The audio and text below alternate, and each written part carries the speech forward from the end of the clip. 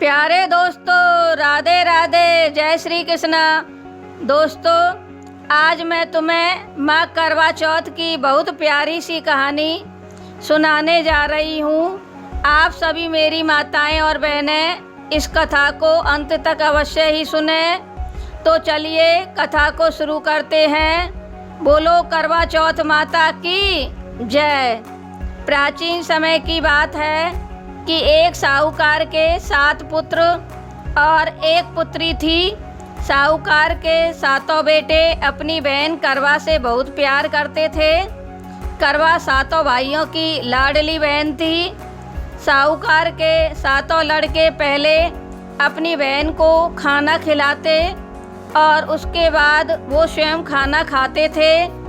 एक दिन जब करवा चौथ का व्रत आया तो करवा अपनी ससुराल से अपने मायके में आ गई और मायके में करवा चौथ का व्रत रखा। जब 7 भाइयों को पता चला कि करवा का तो आज व्रत है और वह भूखी प्यासी है, तो वो सभी बहुत व्याकुल हुए और वे अपनी लाडली बहना को भूखी प्यासी नहीं देखना चाहते थे।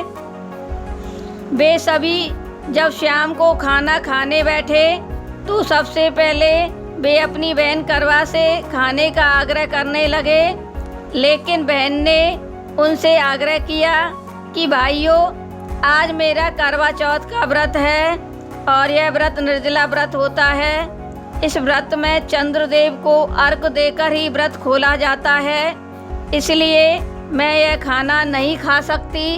अपनी बहन को भूख प्यास से व्याकुल देख सभी भाइयों ने विचार विमर्श किया और छोटे भाई को एक पहाड़ी के ऊपर दीपक जला देने के लिए भेज दिया। छोटे भाई ने पहाड़ी पर पहुंचकर दीपक जला दिया और उसे एक चन्ने की ओट में रख दिया और पहाड़ी से वापस आकर बोलने लगा, बहन देखो, चांद निकल आया। तुम चांद भगवान को अर्घ देकर खाना खा लो। करवा बहुत भोली भाली लड़की थी। वह दौड़ी दौड़ी अपनी भाभियों के पास गई और कहने लगी, भाभियों जल्दी चलो, अर्घ दे लो, चांद भगवान निकल आए हैं। भाभियों को भाइयों की बात का पहले से ही पता था, तो वो बोली, नंदुल जी आपका चांद निकला है, हमारा चांद तो बाद में निकलेगा, आप जल्दी से अर्घ दे लो। करवा भाभियों की ऐसी बातों को नहीं समझ पाई और चांद को अर्घ देकर खाना खाने बैठ गई। जैसे ही करवा ने खाने के लिए पहला निवाला तोड़ा तो उसमें बाल निकल आया, दूसरा निवाला तोड़ा तो छींक आ गई और तीसरा निवाला तोड़ा तो ससुराल से खबर आ गई कि करवा, तुम जैसी भी हालत में हो, जहाँ भी कहीं हो, तुम तुरंत ससुराल चली जाओ। करवा की माँ जैसे ही करवा को विदा करने के लिए कपड़े निकालने लगी तो उसके हाथ में कभी काला कपड़ा आ जाए तो कभी सफ़ेद कपड़ा आ जाए। यह देखकर करवा की माँ को बहुत आश्चर्य हुआ और वह अपनी बेटी करवा से बोली, बेटा, रास्ते में तुझे जो कोई भी मिले तू उसके पैर छूती जाना और जो कोई भी तुझे सुहागिन होने का आशीर्वाद दे तो वही तू तेरी साड़ी के पल्लू में गांठ बांध लेना। माँ की यह बात सुनकर करवा ससुराल के लिए निकल गई और रास्ते में जो कोई भी मिला करवा ने सभी के पैर छुए, लेकिन किसी ने भी सुहागिन बनी रहने का आशीर्वाद नहीं दिया। अंत में करवा अपनी ससुराल पहुँच गई तो घर के आंगन में छोटी नंद खेल रही थी। करवा ने जैसे ही नंद के पैर छुए तो वह बोली, खुश रहो, सदा सुहागन रहो, दूधो नहाओ, पूतो फलो। नंद के ऐसे आशीर्वाद देते ही करवा ने तुरंत अपनी साड़ी के पल्लू में गांठ बांध ली और अंदर गई तो देखा कि उसके पति का शव आंगन में रखा था। सबको शमशान ले जाने की तैयारी थी। ऐसा देखते ही करवा रोने लगी, चीखने लगी, विलाप करने लगी और कहने लगी, मैं इन्हें कहीं नहीं ले जाने दूंगी, कोई भी इन्हें कहीं नहीं ले जाएगा, लेकिन कोई भी उसकी बात नहीं माने। अंत में वह भी उनके साथ जाने लगी। सभी ने उसको साथ में चलने की अनुमति दे दी। करवा सभी के साथ शमशान घाट पहुंच गई और जब वो लोग उसके पति का अंतिम संस्कार करने लगे तो वह बोली, मैं इनको जलने नहीं दूंगी। सभी लोग कहने लगे कि पहले तो अपने पति को खा गई और अब उसकी मिट्टी भी खराब करने में लगी हुई है। लेकिन करवा ने किसी की एक ना सुनी। फिर सभी लोगों ने विचार विमर्श किया और करवा को उसके पति के साथ ही शमशान में एक झोंपड़ी डलवा दी। शमशान की उस झोंपड़ी में करवा अपने पति के शव के साथ रहने लगी। रोज सुबह शाम करवा अपने पति की सफाई करती, उसके पास बैठती। सुबह और शाम छोटी नंद उसको खाना पानी देने जाती। इस प्रकार से करवा उस झोंपड़ी में रहकर हर महीने की चौथ का व्रत किया करती और चंद्रदेव को अर्घ देती। और जब पूजा करने बैठती तो चौथ माता प्रकट होकर कहने लगती, करवो लो भाई करवो लो, भाइयों की लाडली बहन करवा लो। करवा चौथ माता से अपना सुहाग मांगती। प्रत्येक महीने की चौथ करवा से कहती, तेरा सुहाग हमने नहीं छीना, तेरा सुहाग तो सबसे बड़ी चौथ माता ने छीना है, उनसे ही अपना सुहाग मांगना। ऐसा करते करते अश्विनी मास की चौथ आ गई।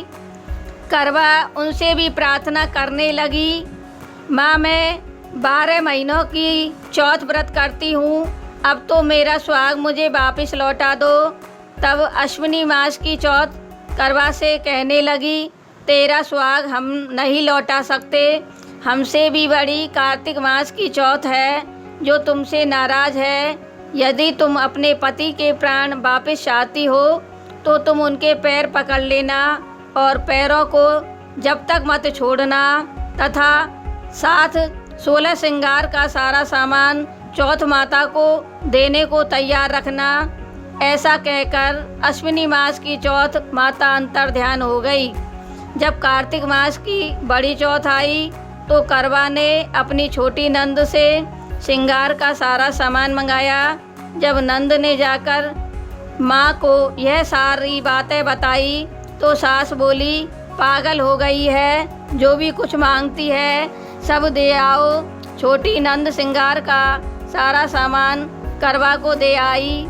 अब वह कार्तिक मास की करवा चौथ का व्रत रखती है तो चंद्रदेव को अर्घ देती है और जैसे ही पूजा करने लगी तो चौथ माता प्रकट हुई और कहने लगी, करवा लो 7 भाइयों की बहन, प्यारी बहना करवा लो, दिन में चांद उगाने वाली करवा लो। तब करवा माता के पैर पकड़ लिए, बोली, मेरी माँ मुझे मेरा सुहाग वापस लौटा दो।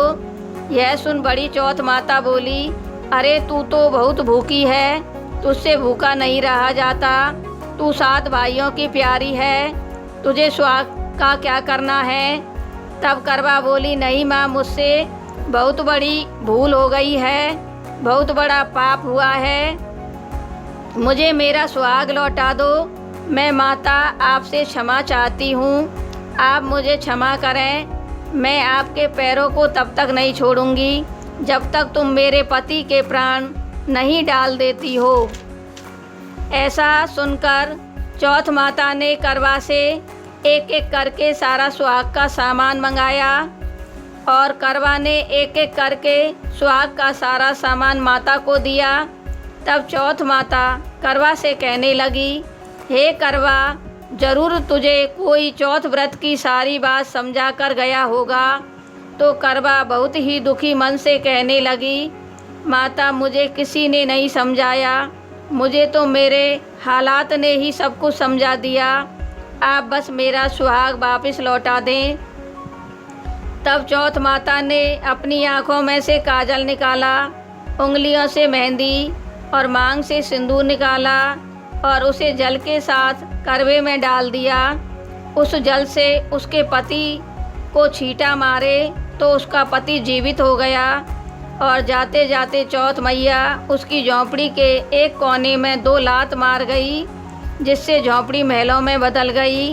करवा के सर्व आनंद हो गए शाम को जब छोटी नंद खाना पानी लेकर आई तो देखा कि भाभी की झोंपड़ी कहीं है ही नहीं। वह तो कोसों दूर तक नज़र नहीं आती। झोंपड़ी की जगह तो एक महल खड़ा हुआ था। उधर करवा नंद को एक खिड़की में से देख रही थी। छोटी नंद को आते देख करवा दौड़ी दौड़ी नंद के पास आई और कहने लगी, नंदुल जी, आपका भाई जीवित है, घर को जाओ और माताजी से कहना आपका बेटा जीवित है और माताजी हमें गाजे बाजे के साथ हमें लेने आए। छोटी नंदुल दौड़ी दौड़ी अपनी माँ के पास गई और कहने लगी, माँ, भाई जीवित हो गया है। माँ कहने लगी, अब तो तेरी भाभी भी पागल थी, अब उसके साथ साथ तू भी पागल हो गई है, तेरा भी दिमाग खराब हो गया है। तो वह लड़की बोली, नहीं नहीं माँ, मैंने मेरी आंखों से भाई जीवित देखा है। यह सुन माँ की आंखों से खुशी के आंसुओं के झरने बहने लगे और वह अपनी बेटी को साथ लेकर गाजे बाजे से अपने बहू और बेटा के पास पहुंची। बेटे को जीवित देख माँ के आंसू रुकने का नाम नहीं ले रहे थे। सास बहू के पैर पड़ने लगी, बहू सास के पैर पड़ने लगी और बहू कहने लगी, सासू जी देखो आपका बेटा जीवित हो गया है। तब सास बोली, बहू ऐसा मत बोल, तेरा पति जीवित हो गया है, मैंने तो इसका साल भर पहले ही अंतिम संस्कार कर दिया था, ये तो तेरे भाग्य से जीवित है। इस प्रकार से यह कहानी यहीं संपूर्ण होती है। चौथ माता ने जैसा पहले साहूकार की बेटी के साथ किया वैसा किसी के साथ ना करे और बाद में चौथ माता ने लंबी उम्र और महल दिए वैसा सभी को दे। इस कथा को लिखने वाले, कहने वाले, सुनने वाले और हुकार भरने वाले सभी लंबी उम्र और महल दे। बोलो चौथ माता की जय। गणेश जी और बुढ़िया माई की कहानी। बोलो गणेश जी महाराज की जय। एक बार भगवान गणेश बाल स्वरूप में चुटकी भर चावल और चम्मच में दूध लेकर पृथ्वी लोक पर निकले। वे सभी से खीर बनाने को कहते हुए जा रहे थे, पर सभी ने उनकी बातों को अनसुना कर दिया। इसी दौरान एक गरीब बुढ़िया ने खीर बनाना स्वीकार कर एक भगोना चूल्हे पर रख दिया। इस पर गणेश भगवान ने उस बुढ़िया माई को घर का सबसे बड़ा बर्तन चूल्हे पर चढ़ाने के लिए कहा। बुढ़िया माई गणेश भगवान से बोली, बेटा तेरे पास एक चुटकी चावल है और एक चम्मच दूध है जिसमें तू चूल्हे पर सबसे बड़ा बर्तन चढ़ाने के लिए कह रहा है। गणेश जी बोले, बुढ़िया माई तू चूल्हे पर बड़ा बर्तन चढ़ा दे। इस पर बुढ़िया माई ने श्री गणेश की बाल लीला समझते हुए घर का बड़ा भगोना चूल्हे पर चढ़ा दिया। कुछ देर में ही एक चमत्कार हुआ। गणेश जी के दिए हुए चावल और दूध से भगोना भर गया। दोस्तों, इसी बीच गणेश जी नहाने के बाद खीर खाने की बात कहते हुए वहाँ से चले गए। पीछे से बुढ़िया माई के पोते पोती आए तो वो भूख लग रही है दादी, भूख लग रही है दादी चिल्लाने लगे। तो बुढ़िया माई ने उन्हें खीर खिला दी। खीर बनते हुए देख रही पड़ोसन को भी बुढ़िया माई ने कटोरा भर के खीर दे दी। बेटे की बहू के पेट में था सो उसने भी सोचा कि पीछे खीर बचे या ना बचे। उसने भी एक कटोरा खीर भरकर घर के एक कोने में छिपा दी। इसके बाद दोस्तों, बुढ़िया को भी भूख लगी तो उसने भी खाने के लिए कटोरा खीर ले ली। इसके बाद गणेश को बुढ़िया माई ने आवाज़ लगाई, आ जा रे गणेश, खीर खा ले। दोस्तों, गणेश आवाज़ के साथ ही वहाँ आ गए। बुढ़िया माई कहने लगी, बेटा घर के सभी सदस्य भूखे हैं, तू खीर खा ले जिससे घर के अन्य सदस्य भी खीर खा लें। तब दोस्तों, गणेश भगवान बुढ़िया माई से चुटकी लेते हुए बोले, माई मैं तो कब का खीर खा चुका, बुढ़िया माई बोली, बेटा हमने तो तुझे देखा ही नहीं, फिर तूने खीर कैसे खा ली? गणेश भगवान बोले कि जब तेरे पोते पोतिन पड़ोसिन और बहू ने खीर खाई, उससे पहले ही मैं खीर खा चुका था। इस पर बुढ़िया माई को बहुत आश्चर्य हुआ और बाकी बची हुई खीर के उपयोग के बारे में पूछने लगी। तो गणेश भगवान ने उसे नगर में बांटने के लिए कहा। जब बुढ़िया माई ने खीर नगर में बांटी तो राजा को भी इसका पता लग गया। इस पर राजा ने बुढ़िया को अपने दरबार में बुला लिया और बुढ़िया से सारे राज की जानकारी ली। उसके बाद राजा ने 2 सिपाही भेजकर खीर का भगोना अपने पास मंगा लिया। किंतु राजा के महल में जैसे ही वह भगोना पहुंचा तो उसमें कीड़े मकोड़े और जहरीले जानवर गिर गए। यह देख राजा वह भगोना वापिस बुढ़िया के घर भेज दिया। वापिस घर आते ही भगोना में खीर पहले जैसी हो गई। इसके बाद बुढ़िया फिर बची हुई खीर के उपयोग के बारे में गणेश भगवान से पूछने लगी तो उन्होंने झोंपड़ी के कोने में गाड़ देने को कहा। बुढ़िया माई ने ऐसा ही किया जैसा गणेश जी ने बताया और रात होने पर सो गई। तब गणेश भगवान उसकी झोंपड़ी को लात मारते हुए अंतर्ध्यान हो गए। अगले दिन जब बुढ़िया सुबह जागी तो उसने स्वयं को एक महल में बैठे हुए देखा और खीर का भगोना जो झोंपड़ी के एक कोने में दबाया था वह हीरे और जवाहरातों से भरा हुआ मिला। इस प्रकार गणेश की कृपा देखकर बुढ़िया माई बहुत प्रसन्न हुई। उसकी खुशी का कोई ठिकाना नहीं रहा। हे गणेश जी महाराज, आपने जैसा फल बुढ़िया माई को दिया वैसा सबको देना। जो कथा कहने वाले, कथा बनाने वाले, हुकारा भरने वाले और इस कहानी को सुनने वाले सभी के भंडारे भरना। उनके यहाँ किसी भी चीज़ की कोई कमी ना रहे, यही गणेश भगवान से अरदास है। बोलो गणेश जी महाराज की जय।